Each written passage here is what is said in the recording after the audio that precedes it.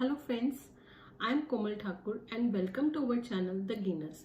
आज हम एक बहुत ही इम्पॉर्टेंट फाइनेंशियल कॉन्सेप्ट पे बात करेंगे जो कि है रिटायरमेंट प्लानिंग। एक अच्छी रिटायरमेंट प्लानिंग इंश्योर करती है regular flow of income life के उस स्टेज से जब हम अर्न नहीं कर रहे होते हैं टिल वी आर अलाइव। सो हमारे फैमिली के जो भी मंथली एक्सपेंडिचर्स हैं जब हम अर्न नहीं कर रहे हैं तो उनको टेक केयर करने के लिए, हमारी फाइनेंशियल इंडिपेंडेंस के लिए इट इज़ वेरी इंपॉर्टेंट कि हम फाइनेंशियल प्लानिंग टाइमली प्लान करें। आपको ये जान के बड़ी ही हैरानी होगी कि 33% जो इंडियन जनता है उसका ये मानना है कि उनकी जो सेविंग्स हैं वो रिटायर होने के विद इन 5 ईयर्स खत्म हो जाएगी। 90% जो इंडियंस हैं जो कि 50 साल से ऊपर हैं वो रिग्रेट करते हैं कि उन्होंने रिटायरमेंट प्लानिंग जल्दी क्यों नहीं शुरू की। 25% ऑफ इंडियंस ने अभी तक रिटायरमेंट प्लानिंग के बारे में सोचा ही नहीं है, यानी कि उन्होंने इन्वेस्टमेंट प्लानिंग शुरू ही नहीं की है। और 25% जो इंडियंस हैं उनको ये मालूम ही नहीं है कि रिटायरमेंट प्लानिंग का भी कोई कॉन्सेप्ट है या उनको रिटायरमेंट प्लानिंग कब शुरू करनी चाहिए। सो आइए दोस्तों, हम रिटायरमेंट प्लानिंग के बारे में डिटेल में डिस्कस करते हैं सो दैट ये जो एक इम्पॉर्टेंट फाइनेंशियल कॉन्सेप्ट है इसको हम नज़रअंदाज ना करें। सो फाइनेंशियल रिटायरमेंट प्लानिंग किस लिए इम्पॉर्टेंट है? सो पहली चीज़ है बढ़ती हुई महंगाई यानी कि इन्फ्लेशन। सो अगर आप आज से 10 साल पहले का डेटा उठाएं, एक नॉर्मल हम बात करते हैं, एक दूध के दाम से बात करते हैं। सो दूध का दाम आज से 10 साल पहले करीबन 25 से 30 रुपए किलो था। आज की डेट में दूध का जो दाम है वो करीबन 70 रुपए किलो है। अगर इसी तरह से महंगाई बढ़ती रहेगी तो जब आप रिटायर होंगे यानी आज से 20 से 25 साल बाद जो दूध का रेट होगा वो करीबन 450 रुपए होगा। सो आप समझ सकते हैं कि जब महंगाई बढ़ती है, चीज़ों के दाम बढ़ते हैं, तो उनको टेक केयर करने के लिए हमारी सेविंग सफिशिएंट होनी चाहिए कि हम उन चीज़ों का जो एक्सपेंडिचर है उसको टेक केयर कर सकें। दूसरा है बढ़ती हुई मेडिकल ट्रीटमेंट की महंगाई। सो जब हम ओल्ड एज में पहुंच जाते हैं उसके साथ हमारी बीमारियां बढ़ने लगती हैं, हमारे मेडिकल के एक्सपेंडिचर्स बढ़ जाते हैं।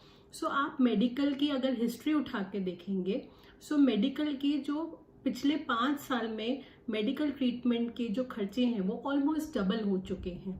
सो इन चीज़ों को कंसिडर करते हुए हमारे लिए बहुत इम्पॉर्टेंट है कि हम रिटायरमेंट प्लानिंग को टाइमली करें। उसके अलावा एक और बहुत इम्पॉर्टेंट जो हमारा फैक्टर है वो ये है कि बढ़ती हुई लाइफ एक्सपेक्टेंसी। तो अगर हम 1980 में देखें तो एवरेज लाइफ एक्सपेक्टेंसी जो एक इंसान की थी वो थी करीबन 55 साल की। सो अगर एक इंसान 55 साल में उसकी डेथ हो जा रही है तो रिटायरमेंट की शायद ज़रूरत ही नहीं है, क्योंकि नॉर्मल रिटायरमेंट की जो एज होती है वो 60 साल होती है। 2020 का अगर हम आंकड़ा उठा लें तो जो एवरेज एक्सपेक्टेंसी थी ह्यूमन की वो है करीबन 70 साल। तो जो आपको रिटायरमेंट की प्लानिंग करनी होगी वो होगी सिर्फ 10 साल की। अब इसी तरह से अगर हम आज से 20 साल की या 25 साल बाद की लाइफ एक्सपेक्टेंसी देखें तो वो बढ़ के 80 साल हो जाएगी। तो यानी कि रिटायरमेंट प्लान करने के लिए हमें कम से कम 20 साल का regular flow of income plan करना पड़ेगा, ताकि इन 20 सालों में हम अपना लाइफ का लिविंग स्टैंडर्ड मेंटेन कर सके और हमारी जो है किसी के ऊपर डिपेंडेंसी नहीं है।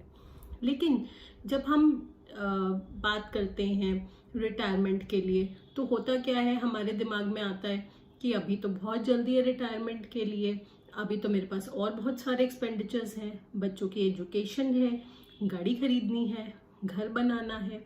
अब इन सब फाइनेंशियल गोल्स के साथ साथ बहुत ही इम्पॉर्टेंट है कि फाइनेंशियल प्लानिंग भी साथ साथ में की जाए। अब फाइनेंशियल प्लानिंग के लिए क्या इम्पॉर्टेंट फैक्टर्स हैं जो हमें टेक केयर करने चाहिए? पहला, हमारा करंट मंथली एक्सपेंडिचर क्या है। तो जब हम रिटायर होंगे तो उसका फ्यूचर वैल्यू क्या होगा? फ्यूचर वैल्यू कैसे निकालेंगे? इन्फ्लेशन का फैक्टर अगर हम अपने करंट मंथली एक्सपेंडिचर में ऐड कर दें तो हमारा फ्यूचर मंथली एक्सपेंडिचर निकल जाएगा। अब रिटायरमेंट हो रही है तो रिटायरमेंट के लिए कितना पैसा रखना पड़ेगा, हमारा रिटायरमेंट का कॉर्पस कितना होगा, और हमें इस रिटायरमेंट के लिए प्लानिंग कब करनी होगी। सो रिटायरमेंट की प्लानिंग कब करनी होगी, इसका तो ये जवाब है कि जितना जल्दी आप शुरू करेंगे उतना ही बेहतर रहेगा। क्यों? क्योंकि जो मनी है जब हम इन्वेस्ट करते हैं तो वो कंपाउंड करता है, उसका जो रेट ऑफ रिटर्न है वो कंपाउंड होता है। तो अगर हम बात करें कि हमने आज से, किसी ने 10 साल पहले 2000 रुपए की इक्विटी मार्केट में एक SIP लगाई होगी, तो उसका करीबन जो रिटर्न बनेगा या जो मैच्योरिटी वैल्यू बना होगा वो होगा करीबन 10 लाख रुपए। ऐसे ही अगर किसी ने जो मंथली SIP है वो 10 साल की जगह 25 साल पहले शुरू की होगी, तो उसकी जो करीबन मैच्योरिटी वैल्यू होगी वो होगी 40 लाख रुपए। और ऐसे ही अगर किसी ने 35 साल पे अपनी SIP प्लान की होगी तो उसकी जो करंट वैल्यू होगी वो होगी कम से कम 1 करोड़ रुपए। सो आप देख सकते हैं जितनी जल्दी हम रिटायरमेंट के लिए प्लानिंग करें या इन्वेस्टमेंट करें उतना ही ज्यादा हमारा मैच्योरिटी वैल्यू होगा। सो इसीलिए रिटायरमेंट के लिए जितना जल्दी प्लान कर सके उतना ही बेहतर है। अब बात रहती है कि रिटायरमेंट कॉर्पस जो है, यानी कि जो रिटायरमेंट के लिए एक हमारे पास अमाउंट हो वो कितनी हो। अब उसको एस्टिमेट करने के लिए कुछ कैलकुलेटर्स हैं जिन पर हम डेटा डाल सकते हैं, बट उसके लिए हमें क्या क्या हमारे को डेटा पॉइंट चाहिए। तो पहला चाहिए हमें कि हमारा करंट मंथली एक्सपेंडिचर कितना है, हमारी करंट एज कितनी है, हम किस एज पे रिटायरमेंट प्लान कर रहे हैं, इन्फ्लेशन का कौन सा फैक्टर लिया जाएगा, हम इन्वेस्टमेंट कौन से इंस्ट्रूमेंट्स में करेंगे और उन पे रेट ऑफ रिटर्न कितना रहेगा। ये सब चीजें देखते हुए हमारी रिटायरमेंट की प्लानिंग होती है। तो इन चीजों को देखते हुए, आप ये सारी डिस्कशन को समझते हुए आप रिटायरमेंट के लिए जल्द से जल्द प्लान कर सकते हैं और ये एक स्मार्ट मूव होगा आपकी खुद की फाइनेंशियल सिक्योरिटी और इंडिपेंडेंस के लिए। तो आज के लिए इतना ही दोस्तों, अगली वीडियो में फिर मुलाकात होगी। Thank you.